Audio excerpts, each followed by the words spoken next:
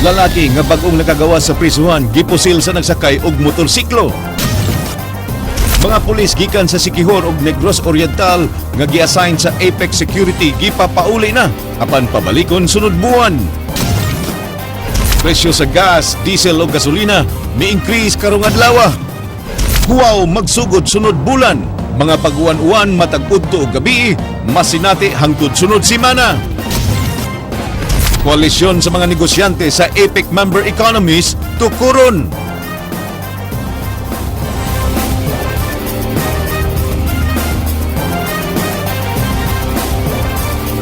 Maayong hapon Sugbo, Kabisayan. Pag-asa mi pasidaan nga masinati ug sugod ang moderate nga huwaw sunod buwan. Ang mga pag-uwan nga nasinati matag hapon o gabi dala sa southwest monsoon nga masinati hantud sunod semana. Ang dagan sa panahon giaksyonan ni Andrea Patenya.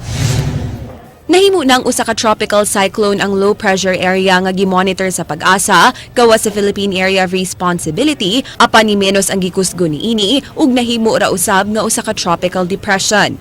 Misaka ang direksyon sa bagyo ug wa nay posibilidad nga musud sa par o makaapekto sa nasud. Taas ng latitude, so mga 25 degrees latitude, so it will not affect any part of the country anymore, no? So it's going up. Dili na gito siya kasod sa atong Philippine Area of Responsibility. Gipasabot sa pag-asa nga grabing kainit ang masinati sa buntag apan dunay isolated rain showers o thunderstorms sa hapon o gabi tungod sa southwest monsoon nga mulanat pa hangtod sa Martes sunod semana. Doon na light, isolated lang. Pareha gapon, isolated, dili yun ingon pareha nga niya din sa ato sa upon at siyudad somewhere in the north or south niya mga kadiyot ra kayong wana po. Milapas na sa average temperature for the month of September nga 31.7 degrees Celsius ang temperatura nga natala karon sa Pag-asa Mactan. Ang labing init karong buwana nasinati sa miaging Miyerkules nga miabot og 32.6 degrees Celsius nga dunay heat index nga 37 degrees Celsius. Mipasidaan na ang Pag-asa nga magsugod na ang moderate drought karong buwan sa Oktubre ug posibleng way below normal ang rainfall nga madawat sa Subo hangtod sa buwan sa Disyembre. Alang sa Aksyon Bisaya, Andrea Patenya. Buot ipasikop sa supplemental budget sa City Council ni Vice Mayor Edgar Labella ang 20 milyones pesos aron gamiton sa pagpangandam sa mas grabe nga El Nino. Matod sa Vice Mayor, dunay igong pundo ang syudad nga maggamit sa dagkong proyekto. Anaa sa konseho ang supplemental budget number 1 nga giduso sa Executive Department di naglakip sab niini ang bonus sa mga kawani ug opisyal ug ang bayad sa loan sa South Road Properties. We have water. You can look. You have to go all the mountain barangays, Bonbon, Buot, Tagbao, Sinsin, Paril. They have water. We have springs. And they are, bisan pang nangagi mga El Nino phenomenon, naagyapoy tubig di gyud maubsan. It's just a matter of storing them for the El Nino. So I think the budget for the long term, kinahanglan ang annual budget must include. Presyo sa gasolina ug diesel misaka sugod karong adlaw. Tungod usab kini sa pagsaka sa presyo sa world market. Kini ang giaksyonan ni Andrea Patenya. Human sa sunod-sunod nga pagkunhod sa presyo sa lana, usa ka major oil price hike ang gipatuman sa mga oil company sa nasud karong adlaw. Unang mi-increase sugod alas 12 sa tungang gabii ang Shell ug Sea Oil ug gisundan kaganihang alasay sa buntag sa Petron, PTT ug Phoenix. Ang gasoline misaka og 1 peso and 75 centavos, samtang ang diesel misaka og 1 peso and 95 centavos. Ang presyo sa matag litro sa kerosene misaka og 1 peso and 85 centavos. Mipasaka ang Eastern Petroleum Corporation diin 1 peso and 70 centavos ang increase sa matag litro sa gasolina ug 1 peso and 90 centavos ang increase sa matag litro sa diesel. Ang mga PUJ ug taxi drivers wa mahimuot sa bati nga balita nga misugat nila atol sa pagpatubil kaganihang buntag. Nagol. Kay? Isaka. Yeah. Finansya. Ha? Isaka magol. Way klaro ba sa mo sa Saka? Para sa mga bad news yun ma'am kay kuan ba usa sa biya po nang makaapekto sa muang kuan ma'am kita ma'am. Matod sa Energy Industry Management Division Chief sa Department of Energy 7 nga si Engineer Saul Gonzalez, ang kalit kapag saka tungod usab sa pagsaka sa presyo sa lana sa world market. Duna sila'y nadunggang balita kabahin sa leaking sa mga oil pipes ug posibleng nagkaproblema sabang ekonomiya o ang oil supply sa mga dagkong nasud karon. Di makabuot ang DOE sa presyo sa lana tungod sa oil deregulation law. So katong nahitap karon lately ang ning ang possibility diya kanang katong base sa istorya po sa balita na leaks sa kuan sa mga pipes somewhere diha sa along sa supply line.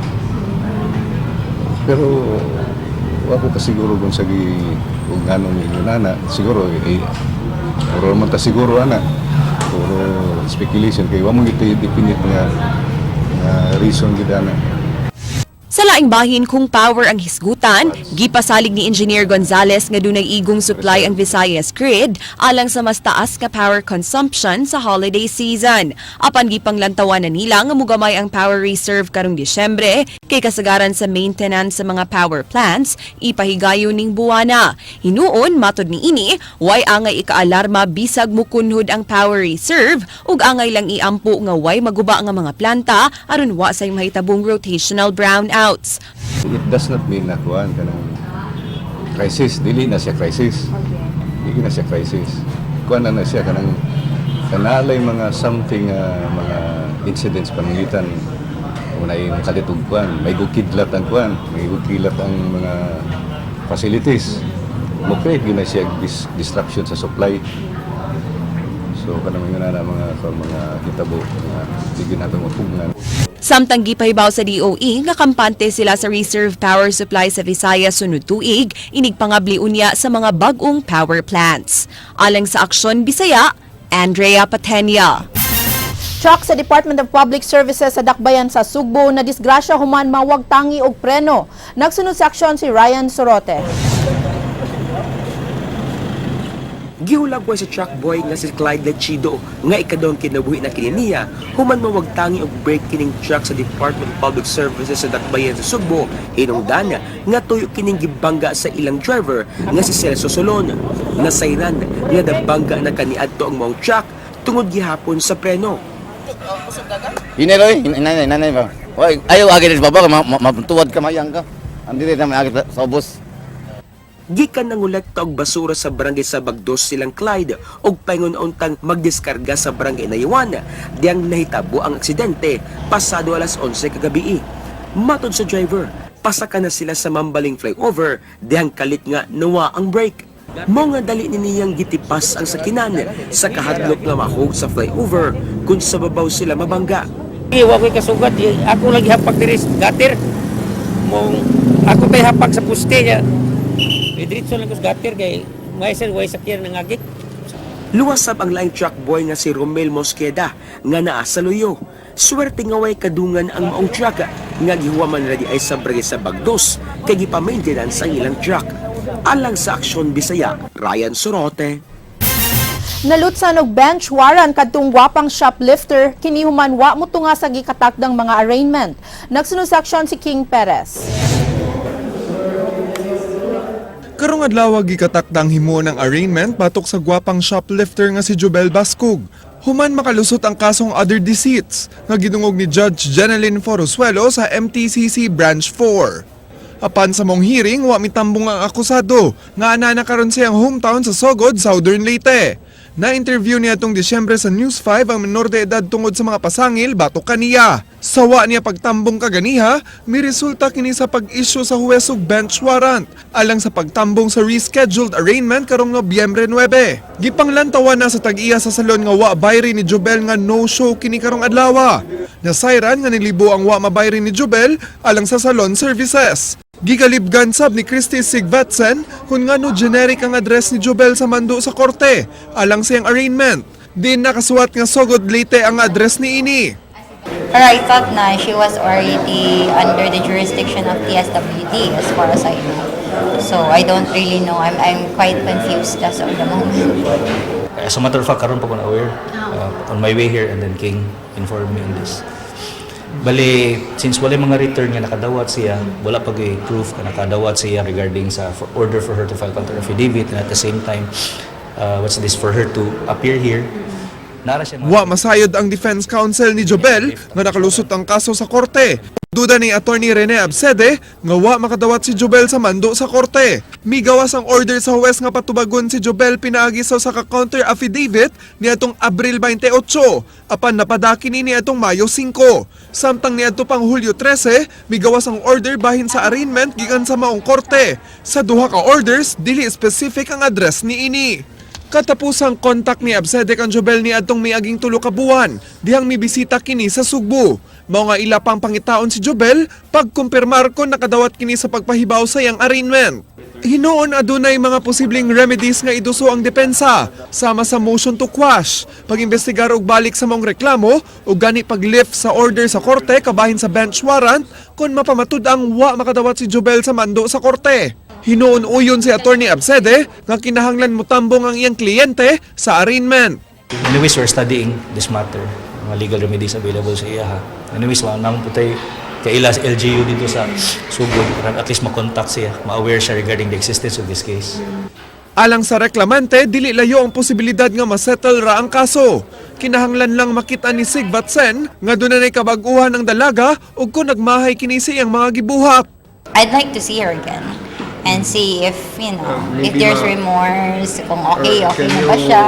Na by mediation nga mahitabo, if ever, would it be settled? Yeah, why not? I mean, if she's remorseful, mailan man ani mo ang tao nga, remorseful of her. If not, kung you'll see from the person's attitude if nagbasol ba siya or if this is going to be habitual.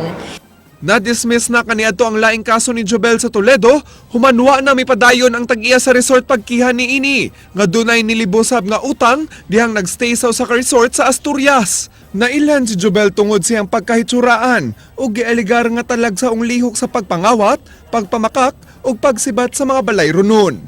Alang Saksyon Bisaya, King Perez. Nakurat si Vice Gobernador Agnes Magpale dihang nasayran nga nalutsan na og bench warrant si Jobel Bascog kabahin sa kasong giatubang niini pagdagan sa mga balay runon sa serbisyo gikan sa usa ka salon. Matud ni Magpale nga wa na sila contact sa dalaga sukad nila kini gi-turn over ngadto sa mga apuhan sa Sugod, Southern Leyte tungod sa patong-patong at kontrobersiya. Apan gipasalig sa Vice Gobernador kinsa moy Vice Chair sa Provincial Council for the Welfare of Children nga mutabang sila sa pagpangita sa nahimutangan karon sa dalaga. Si Jobel gikatakdang maatubang sa korte alang sa laing schedule sa arraignment karong Nobyembre 9. Mangutana sila og hain, among tudluan nga we turn her over to the grandmother.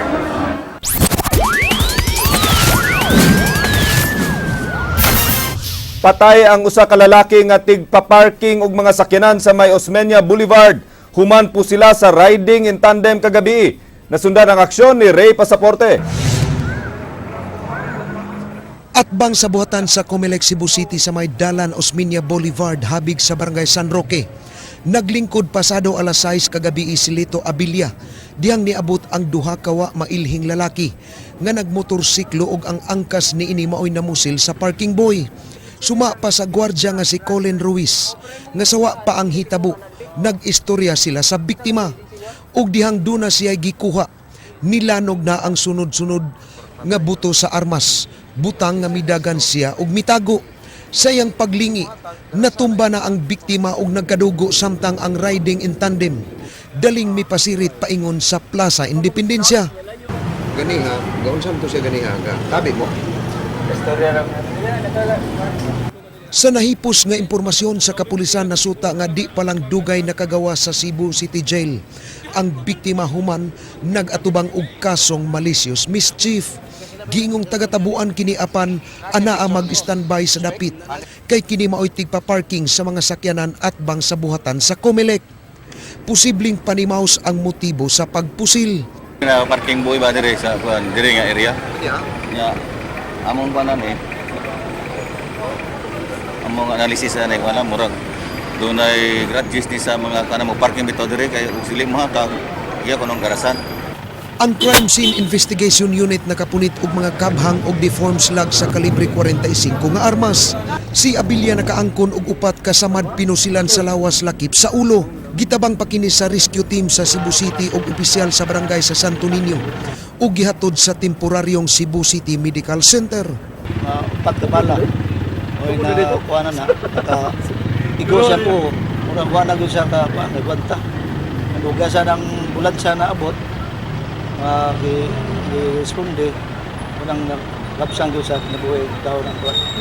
Posibleng kailara sa biktima ang mitira ni ini, base sa pamahayag sa kapuyo ni ini nga nahinabi sa konsihal. Alang sa Aksyon Bisaya, Ray Pasaporte. Sumbong administratiba giatubang usab sa pulis nga gireklamong ng lugos sa usa ka 17 anyos nga batanon. Ang kalambuan sa kaso giaksyonan ni King Perez. Gawa sa sumbong nga 5 ka count sa rape, nagatubang sab si PO3 Alexander Huaton og sumbong administratiba sa Regional Investigation and Detective Management Division. Matud pa sa Deputy Chief Henry Binya sa maong buhatan adunay probable cause ang sumbong batok sa pulis. Kinsa gireklamo sa usa ka 17 anyos nga babay nga gilugo sa pulis 5 ka higayon. Unang nahitabo kini niadtong Disyembre ug katapusang napahimuslan siya niadtong Abril. Kinahanglan pa nga aprubahan sa command group sa PRO7 ang ilang rekomendasyon alang sa summary hearing batok sa pulis. During sa summary hearing na, that's the time mag-submit siya sa iyang answer.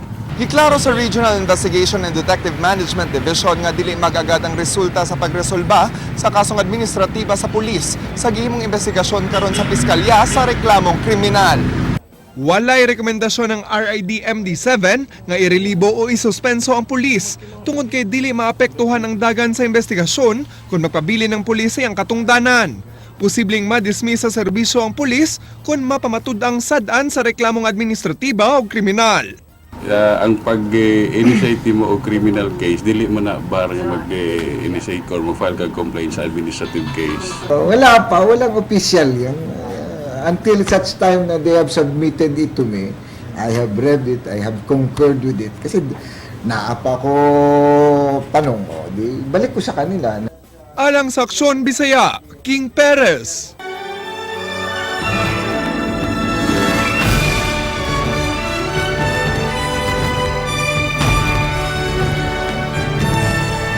Human sa duha ka dagkong meetings dinhi sa APEC dinhi sa Dakbayan sa Sugbo, gikumpirmar ni Police Chief Superintendent Prudencio Tom Banyas nga gisugdan na og pagmenos ang police force. Anaa sa 355 ka mga pulis ang gipabalik na didto sa Negros Oriental ug Siquijor. Ang katapusang hugna sa mga meeting sa APEC sa Dakbayan sa Lapu-Lapu nahimon sugod ugma nga nagkinahanglan og menos nga pulis. Hinon mahibalik ang dugang deployment sa mga pulis sunod buwan sa laing set sa mga meeting sa APEC.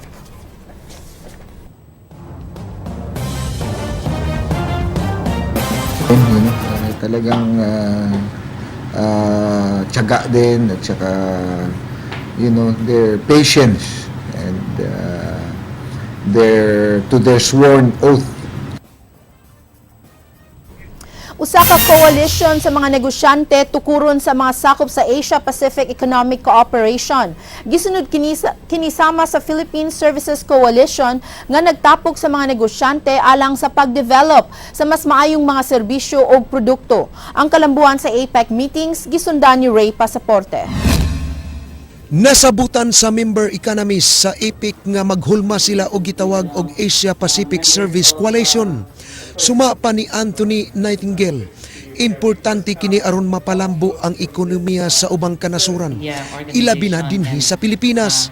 The development of service industries and small and medium enterprises, or now we call them micro, small and medium enterprises engaged in the service sector, is a really important part of delivering inclusive growth.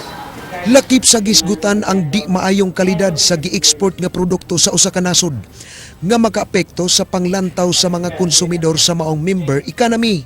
Si Jane Drake Brockman nagkanayon nga kung makigkompetensya sa produkto ang usa ka nasod, kinahanglan maayo ang kalidad ug serbisyo. If you want to be competitive in agriculture, fisheries, forestry, mining, manufacturing these days, you have to make sure that the services inputs are efficient. Matod ni Brockman, niuyon ang mga negosyante nga giimbitar sa ilang meeting sa pagmugna sa Asia-Pacific Coalition. Karong Mayo sunod tuig, gilauman mga dagkong negosyante ang mutambong sa meeting didto sa Beijing, China. From so many APEC economies, business representatives came to Cebu And here in the Philippines, they have launched something that's a small step forward, but will grow into something that we in the ITC think is quite an extraordinary step forward. So congratulations to the APEC Business Advisory Council. We've thoroughly enjoyed working with you to help bring. Thank you very much, Kathy. Si Peter Perfecto, niingon nga angayan ipasigarbo sa mga Subuanon nga dinhi sa Subo, na huna-hunaan ang pagpormang Asia-Pacific Coalition. Inclusive growth. People will remember Cebu 2015, the Asia-Pacific Services Coalition was born. So I think that's one of the things that the APEC brings to Cebu, that you will be remembered many years forward. And then you can tell your kids that once upon a time you helped make the APEC meeting a success, and because of that success, the Asia-Pacific Services Coalition was born. Because I can assure... Gibana-bana nga makita ang epekto sa nga naisgutan sa APEC meetings dinhi sa Sugbo. Tulo ka tuig gikan karon. Niadtong tuig 2004, natukod ang Philippine Service Coalition nga gilangkuban sa mga negosyante lukop nasod ug maoy sumbanan sa tukuron nga Asia-Pacific Service Coalition. Alang sa Aksyon Bisaya, Ray Pasaporte. Gibana-bana nga dili makabot ang target sa gross domestic product sa nasod tungod sa nasinati nga El Nino. Hinuon gipanglantawan nga maayo lang gyapon ang dagan sa ekonomiya sa nasod. Usa sa gisgutan sa APEC mao ang pag-umol ug mga kasabutan tali sa mga member economies sa pagwagtang sa mga babag aron daling makatabang sa mga nasod nga maigo sa katalagman. Ang mga kalambuan sa APEC meetings giaksyonan ni King Perez. Karong sa manahasugdan ng Structural Reform Ministers Meeting sa mga 21 ka mga member economy sa Asia-Pacific Economic Cooperation. Ang ilang masabutan, irekomendar alang sa pag-umol og regulasyon og mga palisiya, pagmeno sa babag sa trade sa matag nasod. Gipasabot ni Secretary Arsenio Balicasan sa National Economic Development Authority nga naglakip niini ang open market, dugang access sa Pilipinas sa mga merkado sa mga nasod nga sakop sa APEC. Sa ilang himuon nga Cebu Action Plan, sabutan no sa mga pamaagi sa panagtinabangay sa mga nasod nga mabiktima sa katalagman sama sa disaster insurance ug credit. That's one area where actually the member economies can share experiences.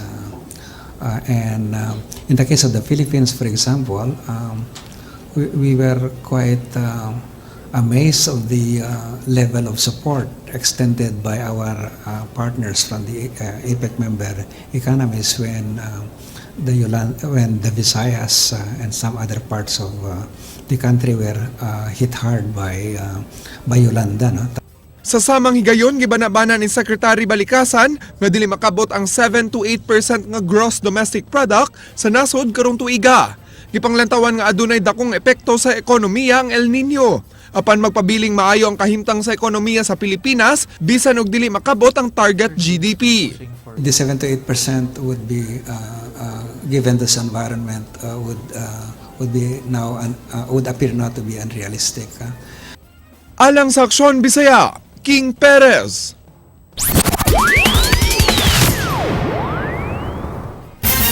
Atol sa gipahigayong surprise drug test kagahapon sa mga empleyado sa Barangay Apas, unom kanila ang miangkon nga tigamitan o ginadili nga drugas. Mao nga gisusi sila karon sa ilang kapitan.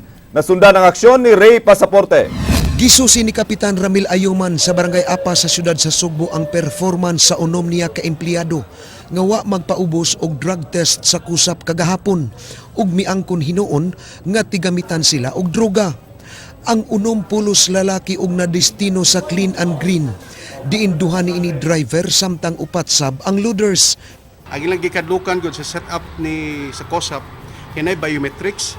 Ang problema sa biometrics kung palitang mapositive ka, online mo sa tanan, igo sa LTO, CTOM, NBI. So ang chances na masinyag mahit ba. So may pagmuangko na lang ka then mo undergo kag rehab. So dugang ni Ayuman nga usa sa iyang gisusi karon, ining unom kun dili ba mga kanunay mupalta sa trabaho, tapulan ug kanunay sa malate. Kun anaa ining tulo, ang unom iya kining tangtangon sa serbisyo. Last year na upat. Ang kaninot sa mua kay Ang duha, wala mo pablika kay problemado silang performance. Ang duha atong gipabalik pero ang nakanindot kani undergo sila rehab after sa rehabilitation. Ang usa naka-abroad na to na Saudi, ang usa kay nag-security guard. So at least nga nausab gyud ba. Hinuon di pa makatug-an si Ayuman kung kanus ang magsugod ang rehabilitation sa unom. Sanglit mo coordinate pa siya sa kusap. Nasayran nga di lang kini maoy unang higayon nga dunay iyang empleyado nga tigamitan og gidili nga drugas. Last year na hiupat. Ang kanindot sa mua kay ang duha wala mo pablika kay problemado silang performance. Ang duha atong gipabalik pero ang nakanindot kani undergo sila rehab after sa rehabilitation. Ang usa naka-abroad na to na Saudi, ang usa kay nag-security guard. So at least nga nausab gyud ba. Giangko ni Ayuman nga di siya makapaniguro nga wa nay tigamitan og gidli nga drugas sa iyang mga empleyado bisan sa kanunay niyang pahimangno. Hinuon nagtuo siya nga depende kini sa orientation kay ang nagpositibo sa paggamit og gidili nga drugas sa miaging tuig nausab man sa ilang kinabuhi. Atong i-emphasize nila nga while karon tanaw to kung natay sampulag tangtangon pero bisa pagtangtangon nato sila ang importante nga matabang saan to pagtabang nimong tawan. Nasayran ang barangay Pamutan, bukirang barangay sa syudad ang gideklarar sa kusap nga drug-free barangay. Sukwahi sa uban nga barangay nga dunay mga empleyado nga tigamitan og gidili nga droga. Alang sa Aksyon Bisaya, Ray Pasaporte. Emosyonal si Kongresista Leni Robredo kay gipangan sa mitaliwan niyang bana ang training school sa PNP sa may lungsod sa Konsolasyon. Nasundan ang aksyon ni Jinky Rosit. Miabot kaganiha sa lungsod sa Konsolasyon si Kongresista Leni Robredo isip usa sa mga dinapit nga bisita atol sa formal nga pagbukas sa bag-ong municipal hall sa maong lungsod. Nahimo kining emosyonal dihang iyang nasayran nga ang PNP Training School sa Barangay Hugan gipangan sa namatay niyang bana nga si kanhi DILG Secretary Jessie Robredo. Kahinumduman nga si Jessie katapos ang mibisita sa training school sa PNP 7 sa wa pa kini namatay dihang na-crash ang gisakyan ini nga Piper Seneca plane niadtong tuig Agosto tuig 2012. Kaya para sa akin mas emotional yung visit than anything else. Kaya parang parang nakakataba ng puso na ipapangalan sa asawa ko yung Gipaybaw ni Kongresista Luigi Quisumbing nga gipaabot na lang nila karon nga mahimong balaod ang House Bill 5661. Kini human aprubahi sa House Committee on Higher Technical Education ang pag-usab sa pangan sa Public Safety College Regional Training School ngadto sa Camp Jessie M. Robredo. Alang niya, makasaysayanon ang maong hitabo, mao nga ngayon lang nga ipangan kini sa kanhi DILG Secretary. Secretary Jessie stands for some of the highest ideals of public service. And what better inspiration to the people that will be training in that school than to name the camp after him. Alang sa Aksyon Bisaya, Jinky Rosit. Gihugon-hugon nga magpapili pagka-mayor sa Dakbayan sa Mandaue si 6th District Congressman Luigi Quisumbing apan wa kini gikumpirmar sa kongresista. Nagsunod sa aksyon si Jinky Rosit. Wa pay kumpirmasyon nga gihatag si 6th District Congressman Luigi Quisumbing sa hungihong kun mudagan magyud siya isip mayor sa Dakbayan sa Mandaue at bangkang konsehal Lollipop Uwano Dizon karong umaabot eleksyon. Alang sa kongresista, daghan pa ang posibleng mahitabo labi na kay mulanat pag-usa ka buwan sa di pa ang filing sa Certificate of Candidacy. Silang Uwano Dizon o Quisumbing pulos sakop sa Liberal Party. It's absolutely premature. As a good soldier of the party, I will do what the party tells me they feel is best. Giklaro ni Quisumbing nga bisan og pulos-ubos sa LP silang Lollipop apan wa kini maghatag og kalibog kanila labi na sa partido sa kinatibuk-an. Hinuon gitun-an na nila karon ang tanang options nga anaa sa pagsiguro nga pabiling magkahiusa ang tanang kandidato sa LP lakip na ang pagbisita ni Rojas karong buwana. Our hope is that whatever happens, we are going to be able to preserve the unity that we have in the Liberal Party in the entire province of Cebu to be able to maximize for our national candidates. Alang sa Aksyon Bisaya, Jinky Rosit.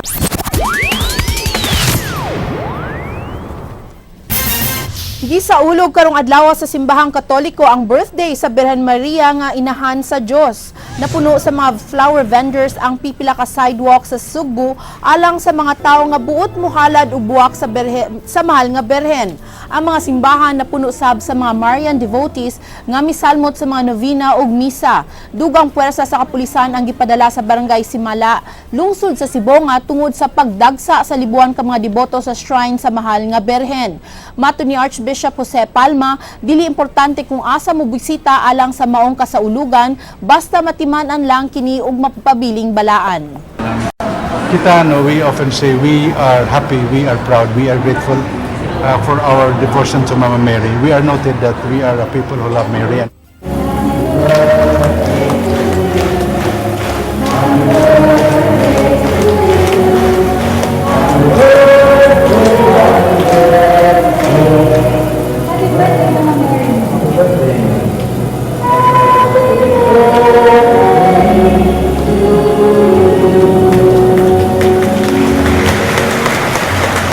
Happy birthday, Mama Mary. Happy birthday. Did you visit? Duhat kasi mana ang nilabay no ni agto ko dito. Labing daghana na sa tao taas king linya. Yeah, but anyways, Archbishop said you can go to any church, Isag-asa. San Asa, as long as we remember her special day. Yes, hindi na to kalimta no. Kita magampo no. Ug atong muhalad ta sa ato ang Mama Mary. But maybe most importantly to follow her example. Yes, exactly. Mao kadto ang mga balita sa Aksyon Bisaya. Ako si Glenn Soco. Mga balita nga pundasyon sa ligdo nga opinyon ug konkretong solusyon. Ako sab si Georgia Herrera. Bisan asa, bisan kanusa. Kapatid, kay di lang kutob sa balita. Aksyon!